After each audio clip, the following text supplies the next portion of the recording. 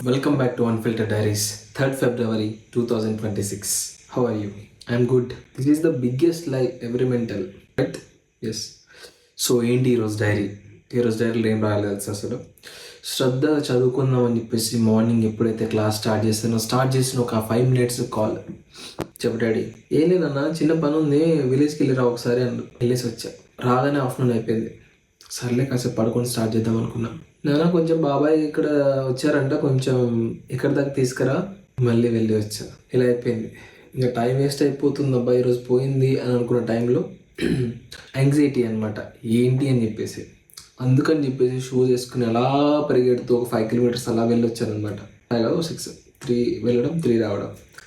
కానీ ఈరోజు నాకు అర్థమైంది, మన శరీరం మనకే బరువు అయితే ఎంత ఆ ఫీలింగ్ డిఫరెంట్గా ఉంటుంది అసలు. మన బాడీనే మనకు బరువు అనిపిస్తాయి.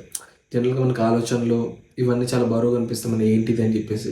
కానీ ఒక్కసారి మనం బయటికి ఇలా వాకింగ్కి లేదా రన్నింగ్కి లేదా ఏదైనా వర్క్ చేస్తున్నాం అనుకోండి, అప్పుడు మనకు అర్థమైపోతుంది మన బాడీ ఇంకా చాలా బరువుగా అనిపిస్తుంది మనకి. అలా అనిపించద్దు ఎప్పుడు. అంటే దాని అర్థం మన ఫిజికల్ యాక్టివిటీ లేదు అని చెప్పేసి చేయాలి.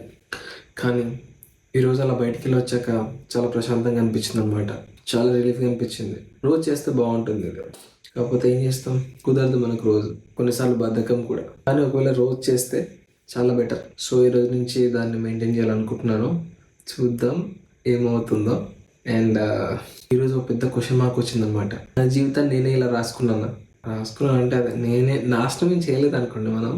అంటే నా జీవితాన్ని నేనే ఇలా రాసుకుంటున్నానా, లేకపోతే అది ఆల్రెడీ రాసుందా అని చెప్పేసి, ఎందుకు ఇలా అవుతుందని చెప్పేసి. మళ్ళీ ఒక డిప్రెషన్ ఉండేవాడు మళ్ళీ వచ్చి మైండ్లో వచ్చి ఇలా కుట్టేస్తున్నాడు అనమాట.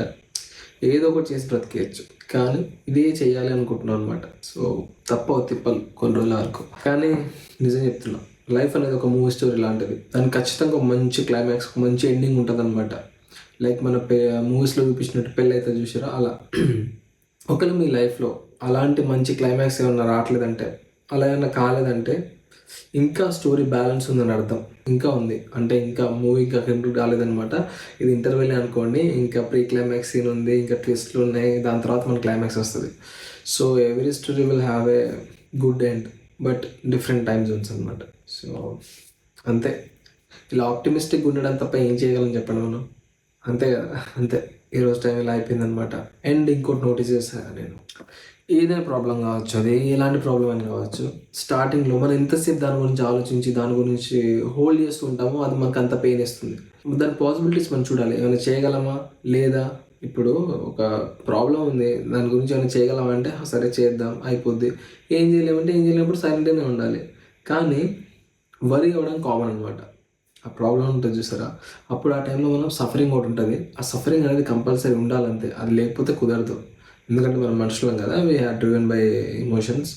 సో అది కంపల్సరీ అనమాట. మనం మెషిన్స్ కాదు. మనం ఎంత ఏమనుకున్నా కానీ ఖచ్చితంగా అది ఉంటుందన్నమాట. సో అది కొంచెం రియలైజ్ అయ్యి, ఎందుకంటే ఒక 4 రోజుల ముందు నాకు కొంచెం చాలా ఇబ్బందిగా ఉన్నాయి అనమాట. కానీ ఇప్పుడు కొంచెం బెటర్ అనిపిస్తుంది. Like suffering is personal. Arjun రెడ్డిలో చెప్పినట్టు సఫరింగ్ ఈజ్ పర్సనల్ అనమాట. కొంచెం మనం సఫర్ అవ్వాల్సిందే, అది తప్పదు. ఈ మనిషి జన్మ ఎత్తాక మనం ఇంత సుఖం, ఇంత కష్టం, ఇంత బాధ అన్ని ఇంత అనమాట. కాకపోతే ప్రతి ఒక్కటి మనం ఫీల్ అవ్వాల్సిందే. ఏం ఫీల్ అవ్వకుండా ఉండడం అంటే కష్టం. అది ఇంపాసిబుల్. ఒకటి ఫీల్ అవ్వకపోతే వాడు మనిషి కాదని అర్థం అసలు. సో అంతే. త్వరగా పడుకోవాలా, త్వరగా లేవాలా, టైంని మంచిగా వినియోగించుకోవాలా, టైంని వృధా చేయరాదు. అంతే. That's it for the today. Thank you for listening with the patience. Good night. And Revanth loves you.